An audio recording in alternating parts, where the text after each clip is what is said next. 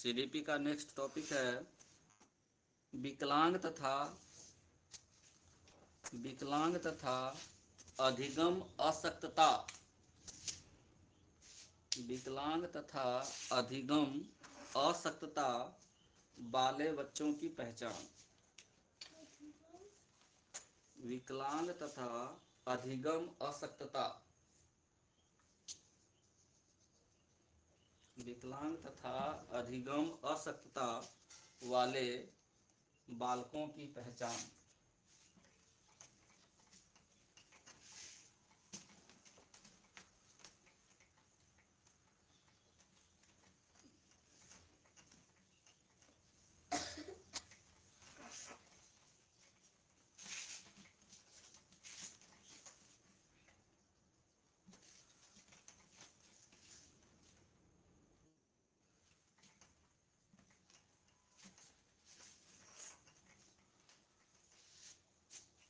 लिख लिए?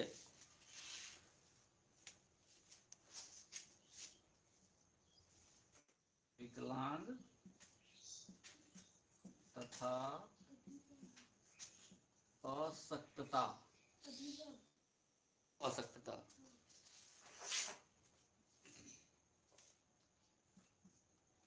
अधिगम अशक्तता अशक्तता वाले बालकों की पहचान।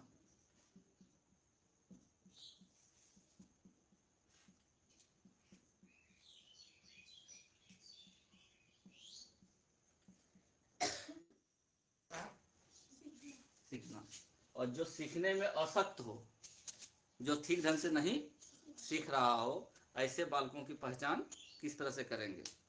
ठीक है, इसे भी 1 से 2 क्वेश्चन इस टॉपिक से आने का संभावना रहता है। सबसे पहला शब्द क्या आया? विकलांग। क्या होता है विकलांग शब्द का? विकलांग, देखो इंग्लिश में इसको क्या बोलेंगे? विकलांग को इंग्लिश में क्या बोलेंगे इसको? कहता है कि वो विकलांग बच्चा है, नहीं बोलता है। इंग्लिश में क्या बोलते हैं उसको? नहीं जानती है। डिसएबल्ड। विकलांग बच्चा इंग्लिश में क्या बोलेंगे? Disabled children. देखो, वैसे बच्चे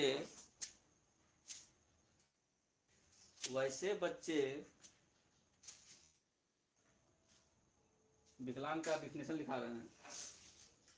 विकलांग या विकलांग बच्चे लिख लो। विकलांग बच्चे जो शारीरिक, मानसिक, वैसे बच्चे जो शारीरिक, मानसिक या संवेगात्मक दृष्टि से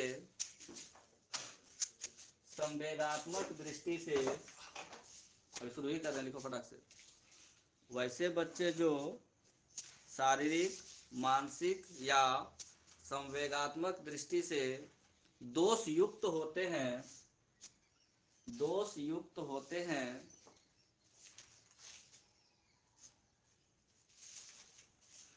उन्हें विकलांग बालक कहा जाता है, या विकलांग बच्चे कहलाते हैं, कुछ भी लिख लो। उन्हें विकलांग बालक कहा जाता है। सर आवाज कम विकलांग, आ रहा है। आवाज कम आ रहा है? जी अच्छा,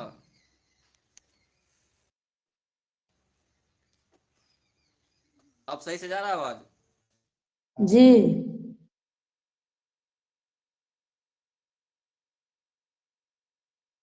ठीक है।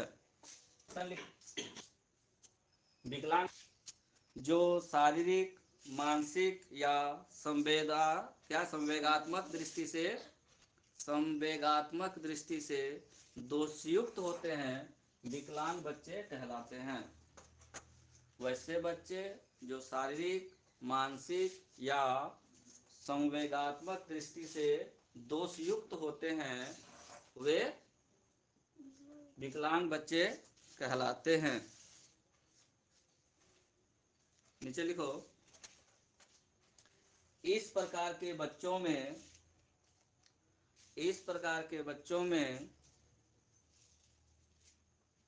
सामान्य बालकों की तुलना में इस प्रकार के बच्चों में सामान्य बालकों की तुलना में शारीरिक, मानसिक या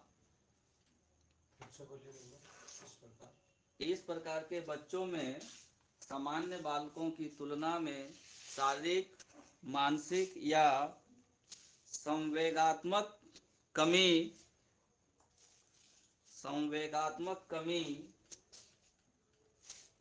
संवेगात्मक कमी या दोष होता है, जिस कारण वे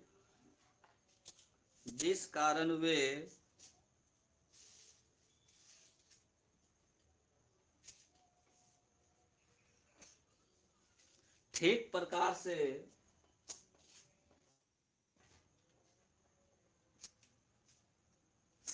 नहीं पाते हैं,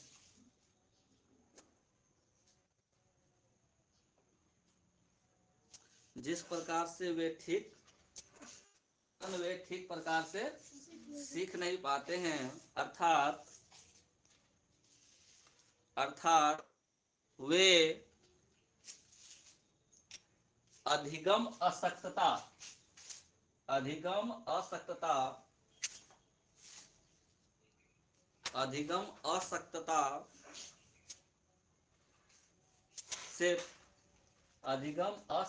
से पीड़ित होते हैं,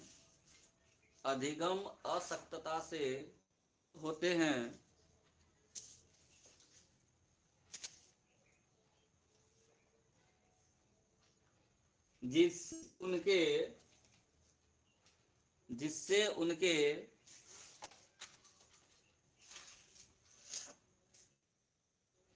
उपलब्धियों पर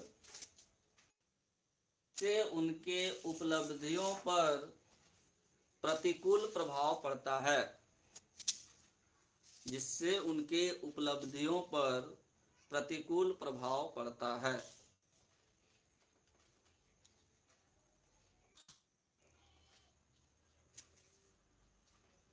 क्या समझे? मान लेते हैं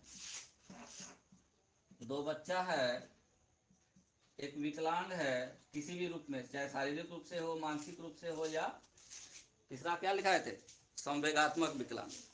किसी भी रूप से अगर विकलांग है और एक ये सामान्य बच्चा है, क्लास में टीचर आए,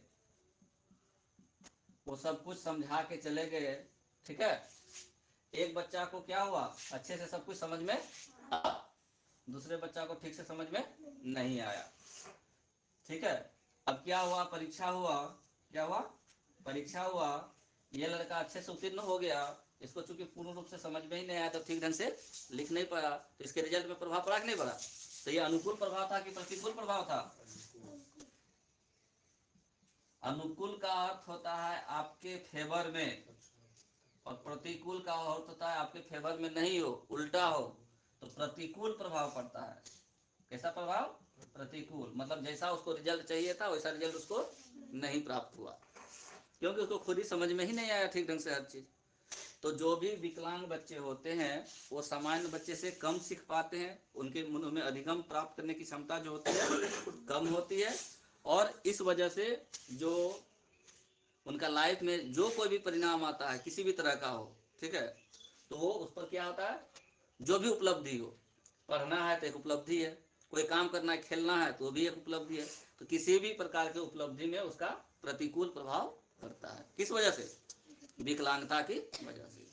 नहीं कहता कि फिजिकली हैंडीकैप्ड है मतलब पैर हाथ से कुछ दिक्कत होगा, मानसिक रूप से हैंडीकैप्ड है मतलब दिमाग उसका सही से काम नहीं कर रहा, क्रैक हो गया, नहीं कहता हाफ क्रैक है, ठीक है, तो उसको हो गया मेंटल डिसेबल।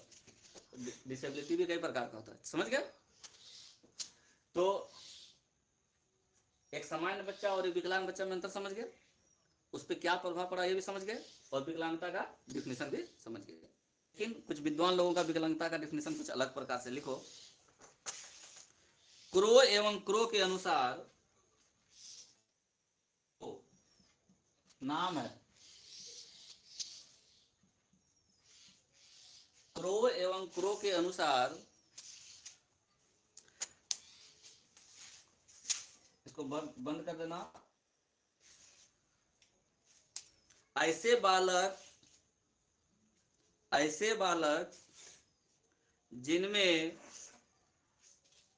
ऐसे बालक जिनमें ऐसा शारीरिक दोष होता है, ऐसा शारीरिक दोष होता है जो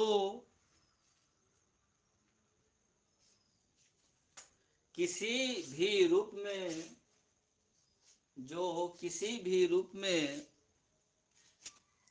उसे साधारण क्रियाओं में भाग लेने से,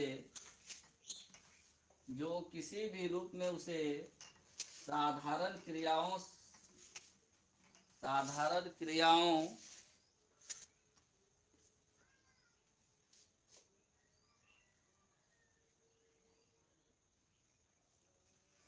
साधारण क्रियाओं में भाग लेने से रोकता है, साधारण क्रियाओं में भाग लेने से रोकता है, या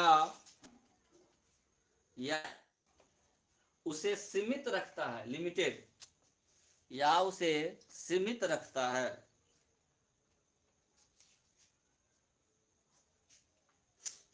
या उसे सीमित रखता है, कौमा ऐसे बालक को हम विकलांग बालक कह सकते हैं।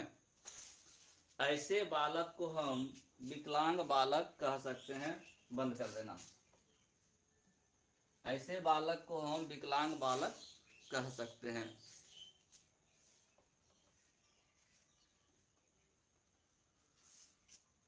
ये किसका कथन था? क्रो एवं क्रो का। एक और विद्वान है ए एडलर। ए एडलर, देखो ए एडलर के अनुसार, ए एडलर के अनुसार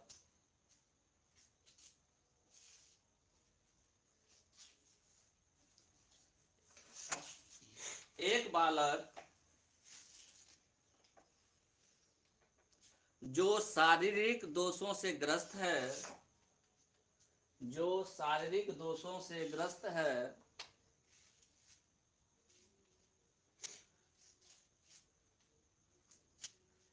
उसमें की भावना उत्पन्न हो जाती है, उसमें हीनता की भावना उत्पन्न हो जाती है।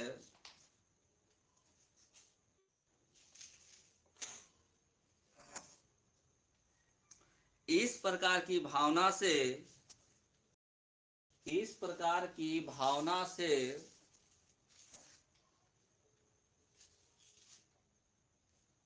बालक को थोड़ी सी संतुष्टि,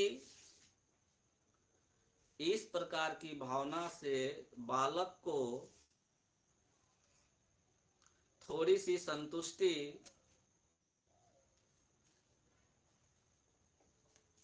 और प्रसन्नता मिलती है, थोड़ी सी संतुष्टि और प्रसन्नता मिलती है, कौमा वह इसकी,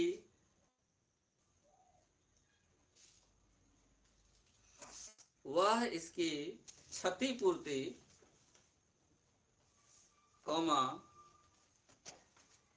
वह इसकी क्षतिपूर्ति, प्रतिष्ठा, कौमा श्रेष्ठता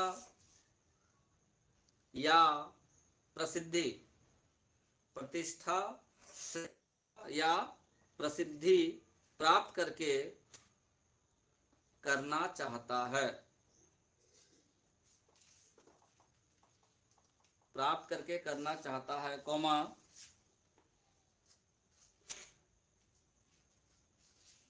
फिर पूर्णविराम देती है। हम बोले कौमा देने के लिए था,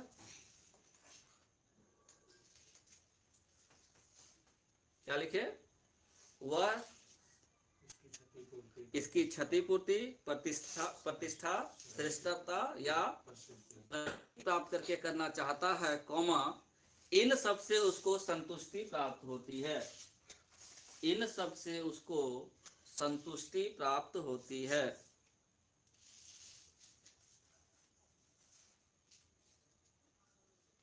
कौमा जो उसके शारीरिक दोषों के कारण है। जो उसके शारीरिक दोषों के कारण है। लंबा चौड़ा डिफिनेशन दिया। जो उसके शारीरिक दोषों के कारण है।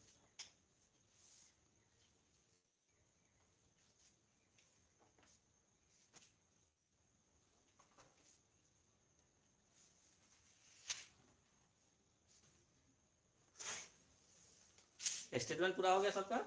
पढ़ के सुना दो एक बार। क्रो एंड क्रो का और एडलर का। राखी पढ़ो। गलतियों लिखती है ना तुम लोग कॉपी में? लिखते हैं ना? बोलो। क्रो एवं क्रो के अनुसार ऐसे बालक जिनमें ऐसा शारीरिक दोष होता है जो किसी भी रूप में उसे साधारण क्रियाओं में भाग लेने से रोकता है या उसे सीमित रखता है, ऐसे बालक को हम विकलांग बालक कहते हैं। प्रीति बोलो एडलर का। प्रीति बोलो एडलर का।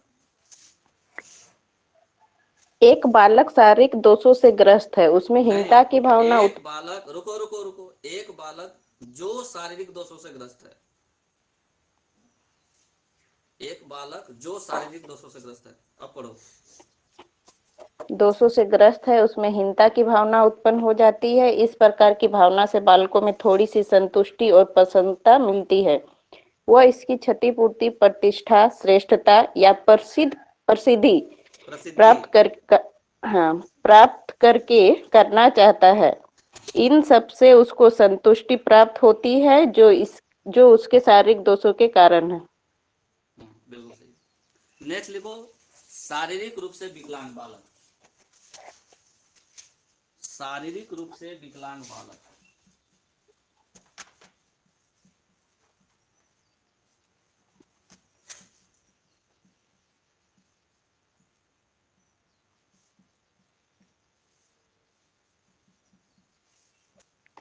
इंग्लिश में क्या बोलेंगे इसको? Physically disabled. Physically disabled children.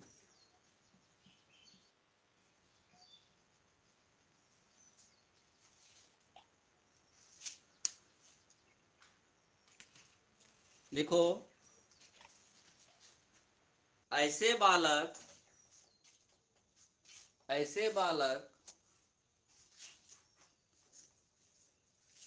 जिनके शरीर का कोई अंग या ज्ञानेंद्रिय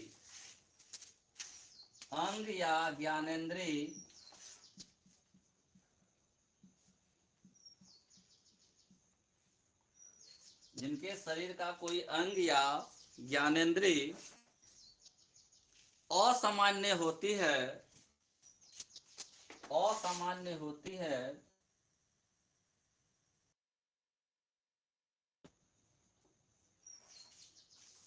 रूप से विकलांग बालक कहलाते हैं।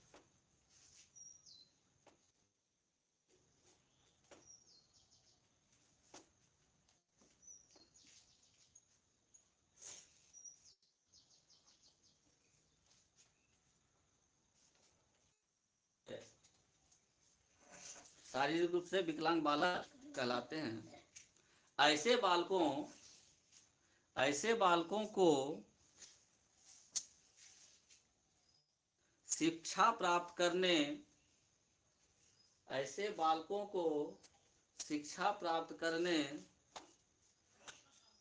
एवं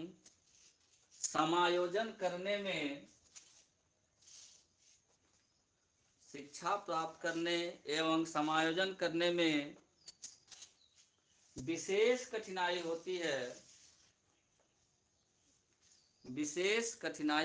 है।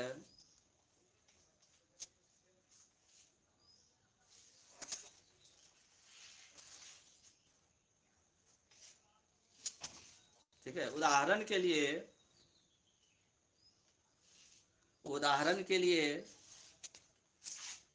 दृष्टिबाधित बच्चे,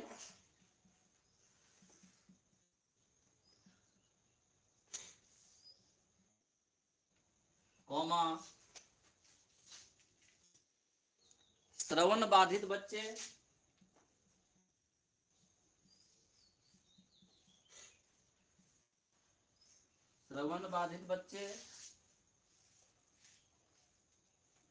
मूक या हकलाने वाले बच्चे, मूक या हकलाने वाले बच्चे,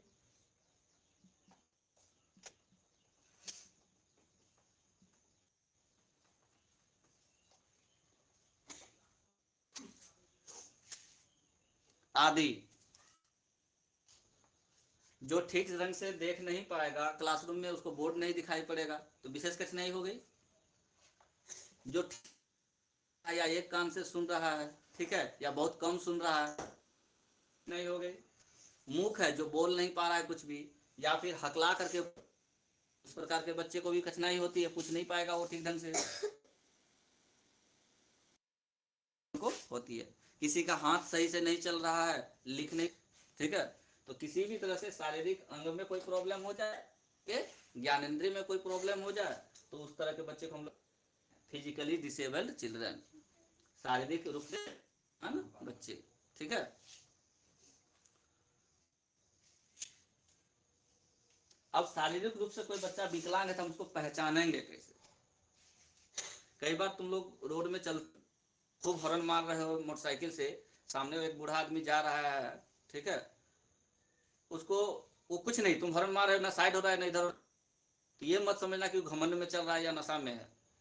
हो सकता है कि उसको तुम्हारी आवाज सुनाई नहीं दे रही हो, तुम अपना साइड होकर निकल लो, हो सकता है ना ऐसा। लेकिन लोग पहला सेंस क्या लगाता है, वो जानबूझ करके साइड नहीं दे रहा है, चलो ठोकिए देते हैं। ऐसा नहीं सोचना चाहिए। उसके साथ कोई प्रॉब्लम हो या फिर उसका दिमाग कहीं और हो, इसलिए तुम्हारे हॉर्न को वो नहीं सुन सका, ठीक है। तो फैक्टर्स होते हैं, तो ये सब चीजों का ध्यान में रखना है। नेक्स्ट लिखो, शारीरिक रूप से विकलांग बच्चे की पहचान। विकलांग बच्चे की पहचान।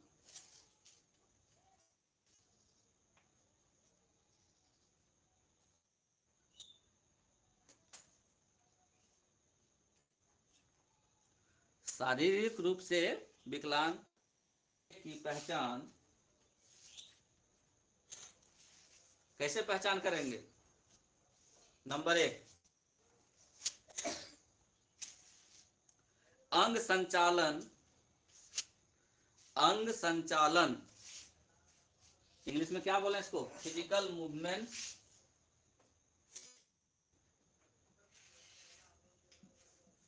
Physical movement. अंग संचालन फिजिकल मूवमेंट के दोषों का संबंध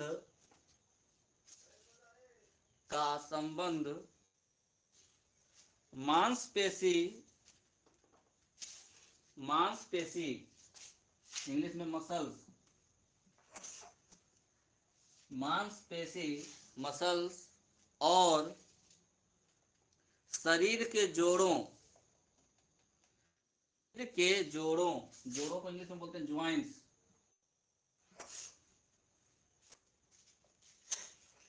मसल्स और ज्वाइंट्स से है,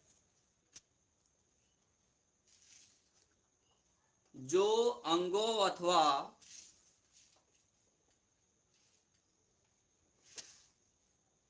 हाथ पैरों को प्रभावित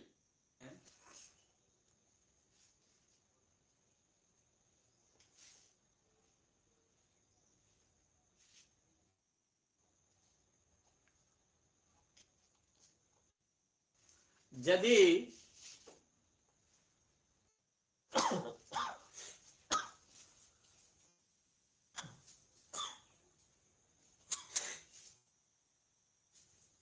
यदि इनके अथवा ज्वाइंट्स यानी जोड़ों में विषमता आती है या आ जाए, यदि इनके मांसपेशी अथवा जोड़ों में विषमता आ जाए तो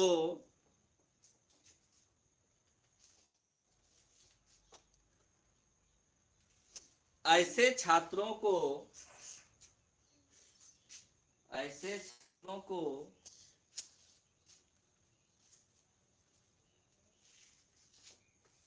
शिक्षण की गतिविधियों में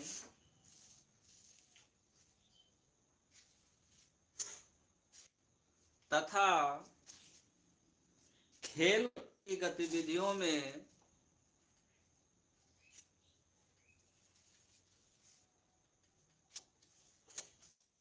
हानि होती है।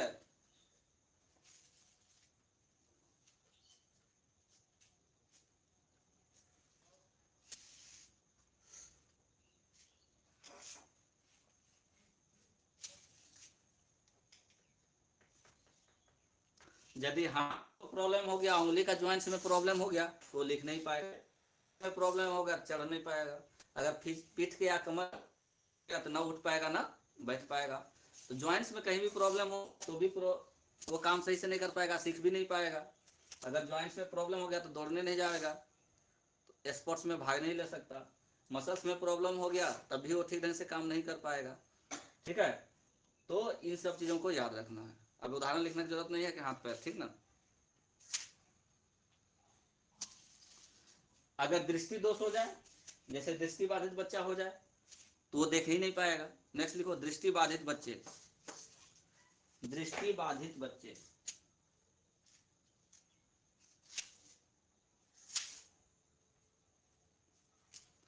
इंग्लिश में क्या बोले?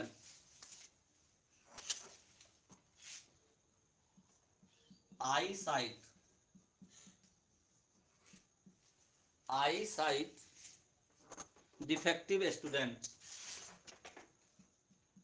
आई साइट डिफेक्टिव चिल्ड्रन लिखो, कोई बात नहीं। ऐसे शिक्षार्थी जिसकी आंख में प्रॉब्लम है, आई साइट डिफेक्टिव है, उसके लिए क्या लिखें?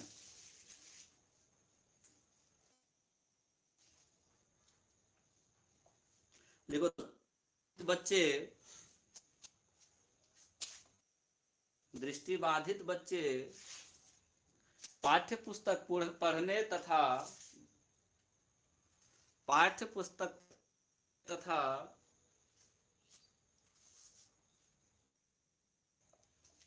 बोर्ड में लिखे हुए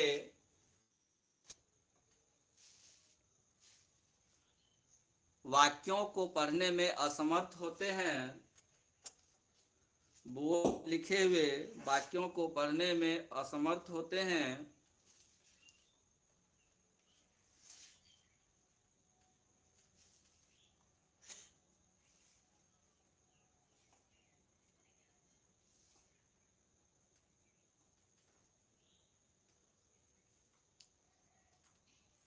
देखो, दृष्टि दोष युक्त छात्र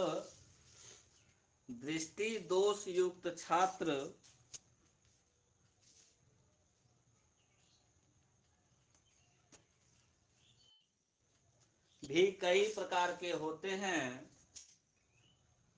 दृष्टि दोष युक्त छात्र भी कई प्रकार के होते हैं, जैसे जैसे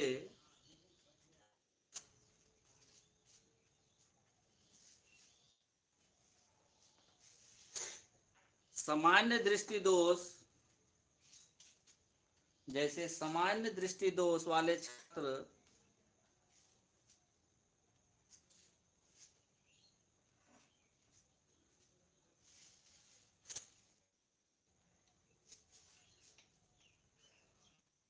सामान्य दृष्टि दोष वाले छात्र,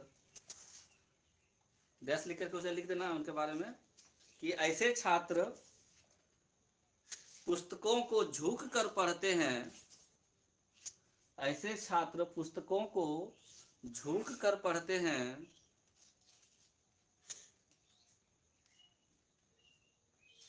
तथा अपनी आंखों को बार बार मलते हैं। देखिए ना, कभी तथा अपनी आंखों को बार बार ऐसे करेगा, एक बार पढ़ लेगा फिर ऐसे करेगा, फिर आंखें पढ़ ले आंख में चलेगा, अपनी आंखों को बार बार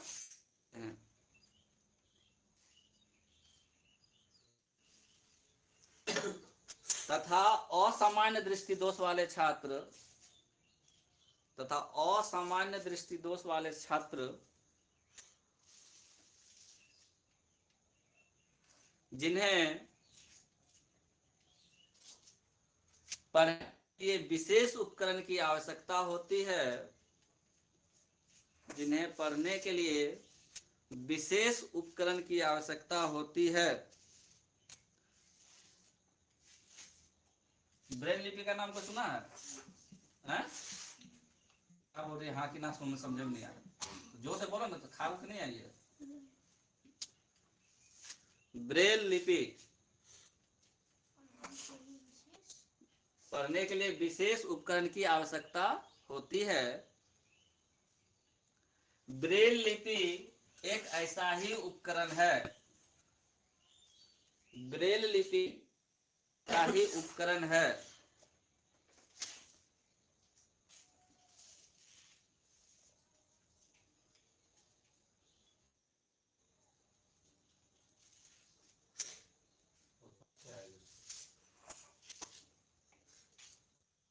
एक मशीन टाइप का छोटा सा किताब वहां पे रख देता है, उसको टच करके क ख ग घ ABCD वो पहचान लेता है। ठीक है, एक लिपि है, एक स्पेशल लिपि है। किताब को जब वहां पे रखेगा ना, तो उसको ए है कि ओ है, उसको समझ में आ जाएगा टच करके उंगली से। वो एक उपकरण है।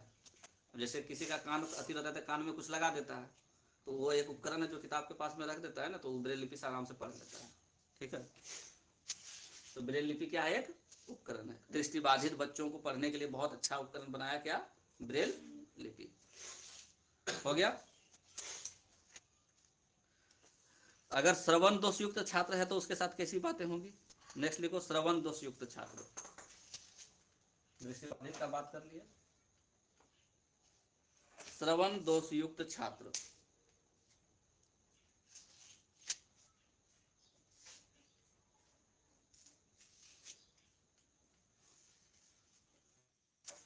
देखो, श्रवण दोषयुक्त छात्रों श्रवण दोषयुक्त छात्रों श्रवण दोषयुक्त छात्रों की पहचान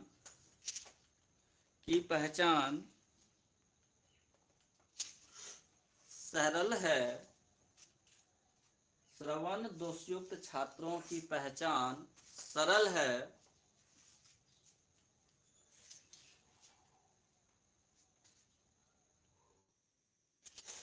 उसके व्यवहारों का अवलोकन करके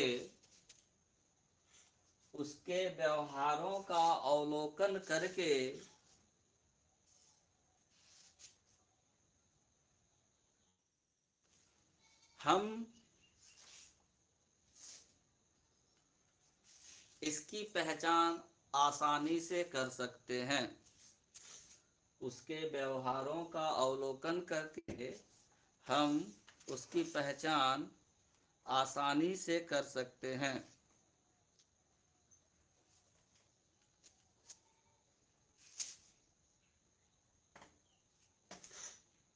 देखो, श्रवण दोष कई कारण से हो सकते हैं।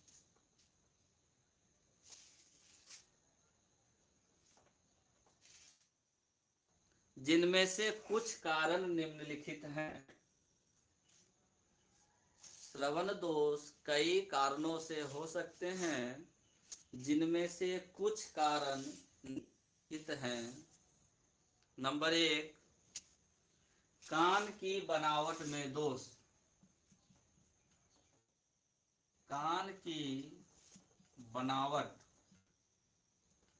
में दोष।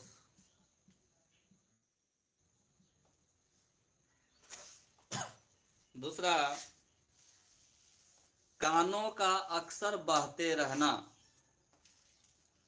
कानों का अक्सर बहना।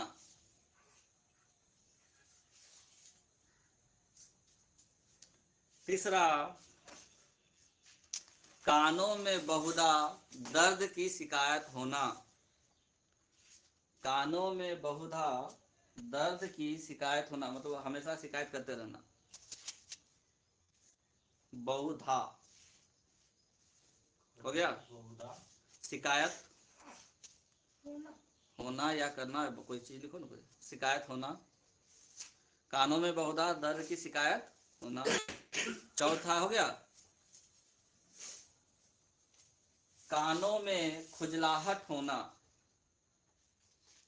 कानों में खुजलाहट होना।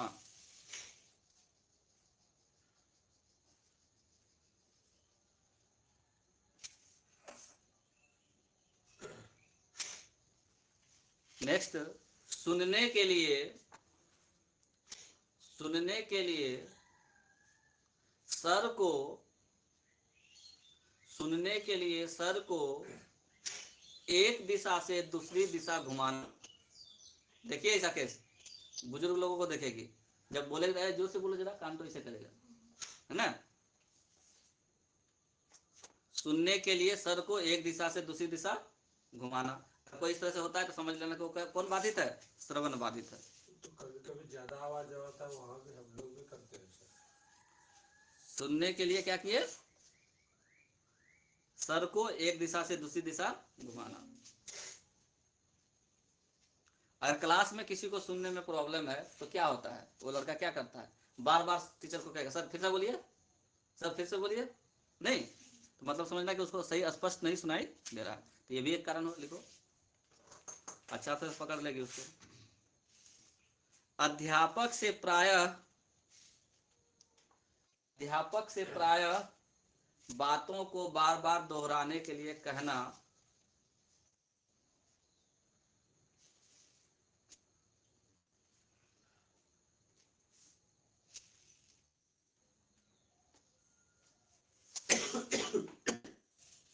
श्रुतिलेख कभी तुम लोग लिखा है, तुम लोग पहले सर लोग जब हम लोग बचपन में थे ना, मतलब जब 5वां 6ठा 8वां 9वां में, तो सर एकदम हिंदी का कोई लेकर के किताब बैठ जाते थे, लिखो जी मृत्युंजय, ठीक है, लिखो जी, बड़ा बड़ा टफ जो वर्ड सब होता है वो लिखवाते थे। उससे क्या होता है, हिंदी का जो आपको लिखने की जो क्षमता है उसका पता चलता था, कितना आप सही लिखना कितना गलत है, तो उसी को बोलते हैं श्रुति लेख, सुन करके लिखना, और टफ टफ वर्ड लिखवाते थे। आध्यात्मिक, ठीक है, हम लोगों भी लिखते लिखाते थे, तो उसी को बोलते हैं श्रुतलेख। तो लिखो अगला पॉइंट लिखो, श्रुतलेख या श्रुतिलेख में त्रुटि करना, श्रुतिलेख में बहुत अधिक त्रुटि करना, यह भी एक लक्षण है उसका, सुनने में प्रॉब्लम है।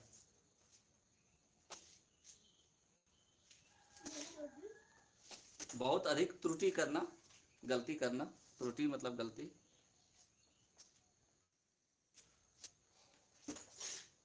अच्छा, कभी कभी देखेगा क्लास में जब सर लिखवा रहे होते हैं तो कोई कोई बच्चा होता है ना, बहुत गौर से को देखते रहता है, यानी वो होंठ को देखता रहता है कि सर क्या बोल रहे हैं, क्योंकि सुनने में उसको प्रॉब्लम है। तो अगर पहचान ना हो उस तरह का, क्लास में कोई एक आध बच्चा उस तरह से नजर आए और से टीचर को देख रहा है, मतलब कि उसको सुनने में कुछ प्रॉब्लम है, वो होंठ को पढ़ करके और कान से हल्का फुल्का सुन रहा होगा तो मिला करके लिखेगा। तो अगला लिख लो, सुनते समय अध्यापक को बहुत, सुनते समय अध्यापक के चेहरे को बहुत अधिक ध्यान से देखना, सुनते समय अध्यापक के चेहरे को बहुत अधिक ध्यान से देखना। ये कौन सा दोष वाला बच्चा हो गया, श्रवण बाधित। अब लिखो वाणी दोष युक्त छात्र, वाणी मतलब बोलने में दोष युक्त छात्र, उसका पहचान कैसे करेंगे,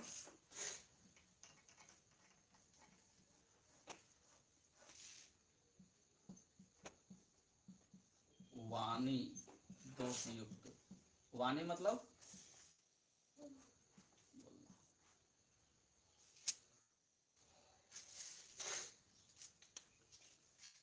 इसको बोलते हैं स्पीकिंग डिसऑर्डर।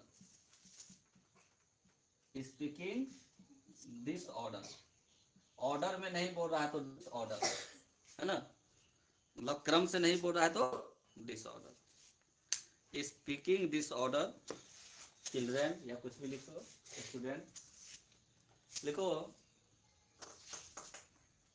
वाणी दोषयुक्त,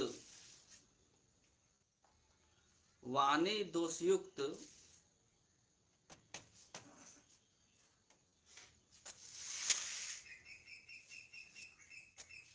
बच्चे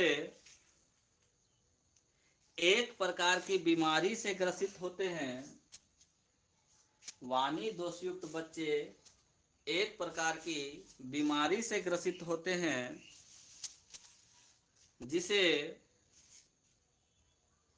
जिसे स्पीकिंग डिसऑर्डर, जिसे स्पीकिंग डिसऑर्डर वाणी दोष कहा जाता है। स्पीकिंग डिसऑर्डर वाणी दोष कहा जाता है।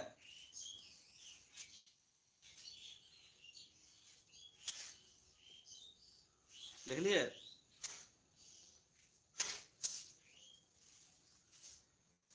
नेक्स्ट लिखो इसमें नीचे कि वाणी दोष, वाणी दोष कुछ बच्चों में, वाणी दोष कुछ बच्चों में जन्म के बाद से ही दिखने लगती है।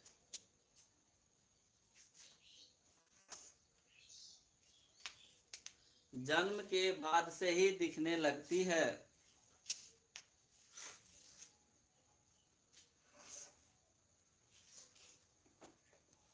तथा बोलने के समय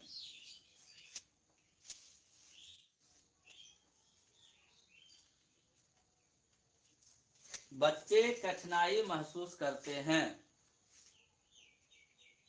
बोलने के समय बच्चे कठिनाई महसूस करते हैं।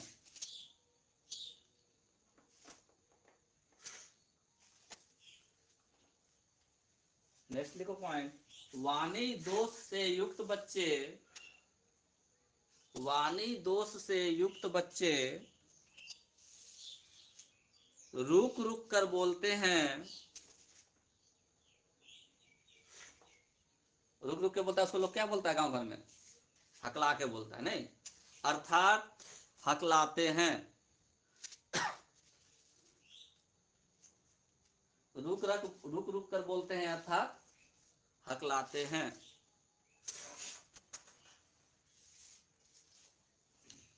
नेक्स्ट लिखो,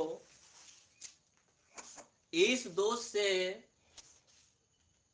ग्रसित बच्चा अस्पष्ट शब्द,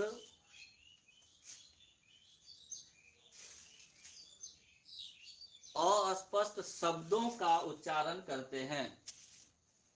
इस दोष से युक्त बच्चा अस्पष्ट शब्दों का उच्चारण करता है या करते हैं। बच्चे लिखा है तो करते हैं, बच्चा लिखा है तो करता है।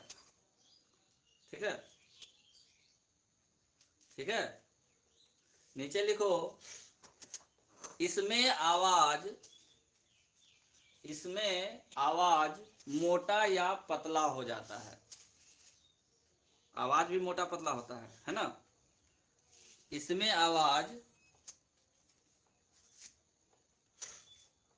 मोटा या पतला हो जाता है। ब्रैकेट में लिखना आवश्यकता से अधिक, ब्रैकेट में लिखना आवश्यकता से अधिक।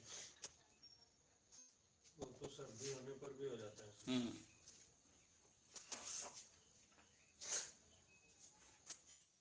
देखो, वाणी दोष से युक्त छात्र, वाणी दोष से युक्त छात्र अपनी बातें स्पष्ट रूप से नहीं रख पाता है। वाणी दोष से युक्त छात्र अपनी बातें स्पष्ट रूप से नहीं रख पाता है।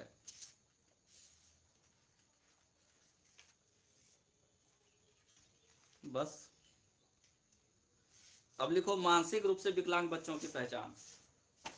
मानसिक रूप से विकलांग बच्चों की पहचान।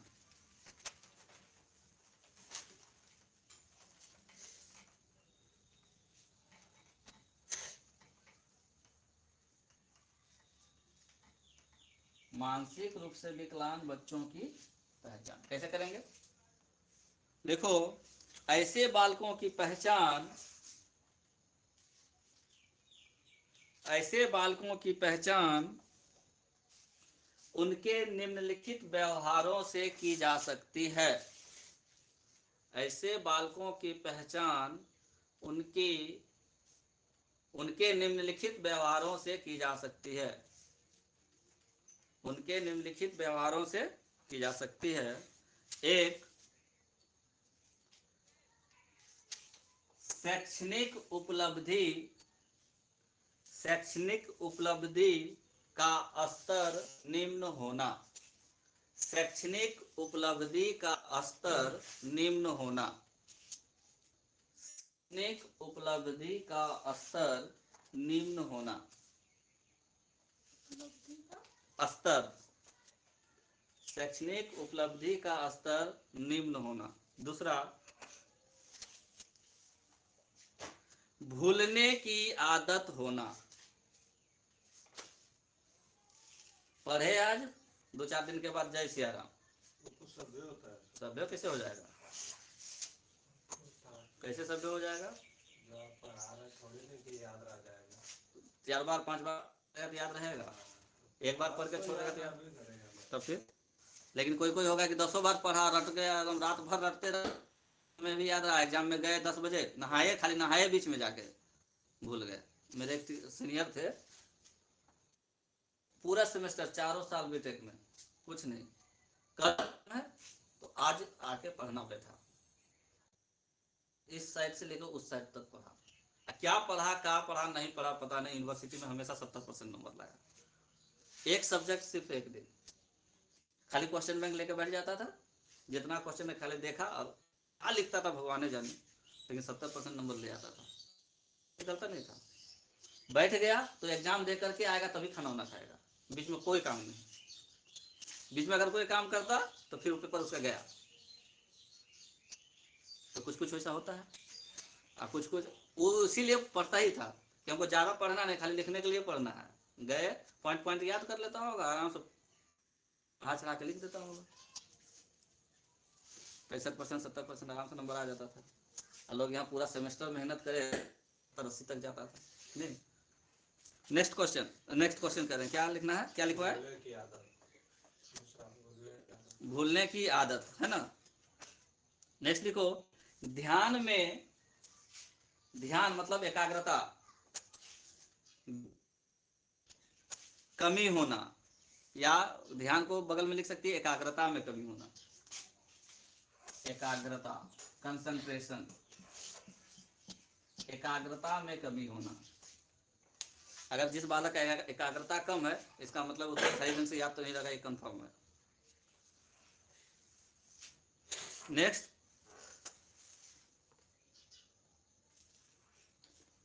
भौतिक या मूर्त सामग्री, भौतिक या मूर्त सामग्री के प्रस्तुतिकरण पर, भौतिक या मूर्त सामग्री के प्रस्तुतिकरण पर अधिक जोर देना, अधिक जोर देना।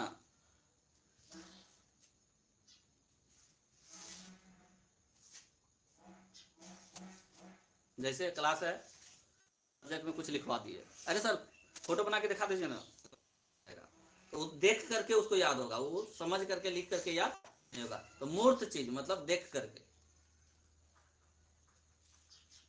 नेक्स्ट पॉइंट लिखो, अभिव्यक्ति क्षमता की कमी होना। अभिव्यक्ति क्षमता की कमी, कुछ भी अपने बात को एक्सप्रेस नहीं कर पाएगा 10 लोगों के सामने या किसी के सामने।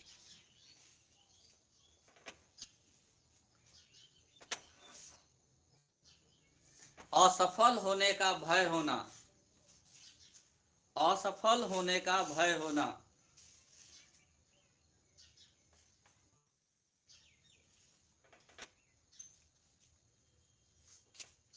आत्मविश्वास में कमी होना, आत्मविश्वास में कमी होना,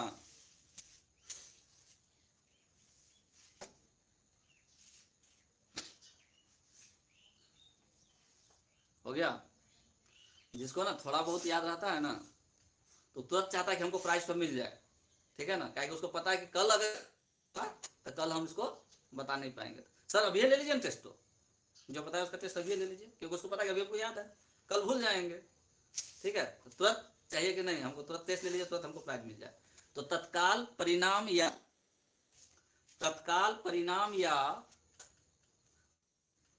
उपहार, या उपहार की अपेक्षा करना, तत्काल परिणाम या उपहार की अपेक्षा करना। परिणाम तुरंत दे दीजिए सर, नहीं तो उपहार जो लेना है तो उपहार तुरंत दे दीजिए। असफल होने का भय होना लिखवा दिए, असफलता का भय, बस काफी है इतना, तो क्या।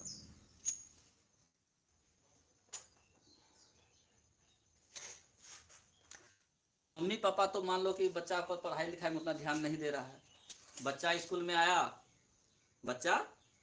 आया और वो ऐसा एक्टिविटी कर रहा है, टीचर को नजर आ गया, अच्छा, बच्चा ऐसा काम कर रहा है जिससे क्या हो गया कि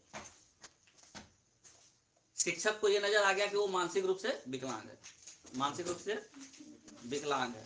तो अब आपको तो पता नहीं चल पा रहा है, ठीक है, वो बाकी सब चीज कर रहा है ठीक, लेकिन शिक्षक नहीं पकड़ पा रहा है कोई बात को, एकाग्र नहीं हो पा रहा है, तो तुमको समझ जाना होगा क्या, तो मानसिक रूप से विकलांग है। तो आपको माता पिता को बताना पड़ेगा ना कि देखिए इसका लगता है कि दिमाग थोड़ा सही ढंग से काम नहीं कर रहा है, मानसिक रूप से ये विकलांग है, और उसके जो भी समस्या है उसको समस्या का समाधान करने का प्रयास करना चाहिए, है ना।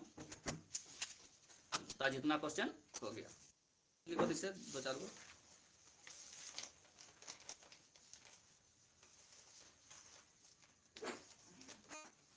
क्वेश्चन नंबर 1, विशेष रूप से प्राथमिक स्तर पर, विशेष रूप से प्राथमिक स्तर पर, हाँ, विशेष रूप से प्राथमिक स्तर पर विद्यार्थियों की सीखने संबंधी समस्याओं को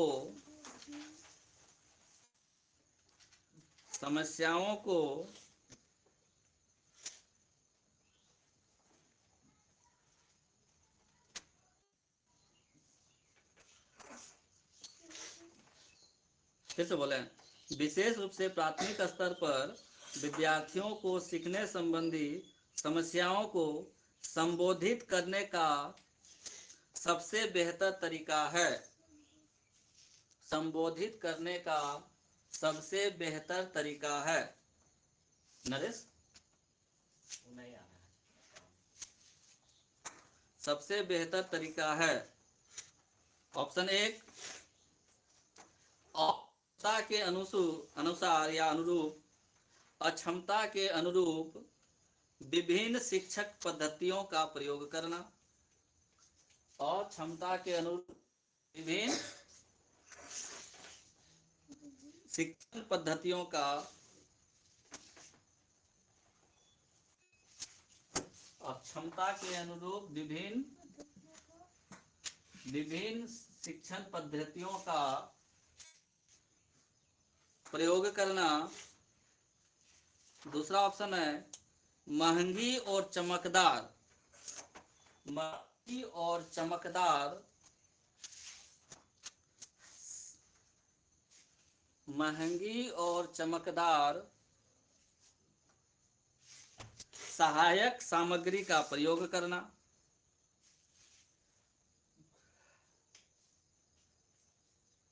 तीसरा, सरल और रोचक सहायक सामग्री का प्रयोग करना, सरल और रोचक सहायक सामग्री का प्रयोग करना। और चौथा, सरल और रोचक सहायक सामग्री का प्रयोग करना। चौथा, कहानी कथन पद्धति का प्रयोग करना। कहानी कथन पद्धति का प्रयोग करना। क्या होगा आंसर?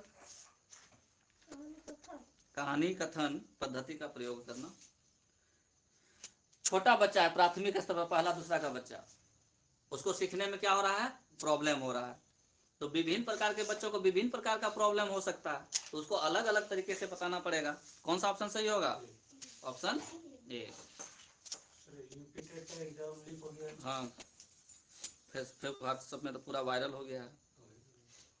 कल यूपी टेट का एग्जाम था, क्वेश्चन लीक हो गया, सब बच्चा सेंटर पहुंच गया। तुरंत योगी सरकार उसको निर्देश सबको, सब लोग सरकारी बस पकड़ो और अपना अपना गंतव्य पर पहुंच जाओ, मतलब अपना घर चल जाओ, 1 महीना के अंदर दूसरा एग्जाम लेंगे, ठीक है। और आप लोगों को पैसा देने का जरूरत नहीं है, भाड़ा मेरे तरफ से रहा, ठीक है। वो एडमिट कार्ड कल इसको कंटिन्यू करेंगे, कल एक चैप्टर खत्म हो जाएगा। एडमिट कार्ड दिखा देगा। क्या?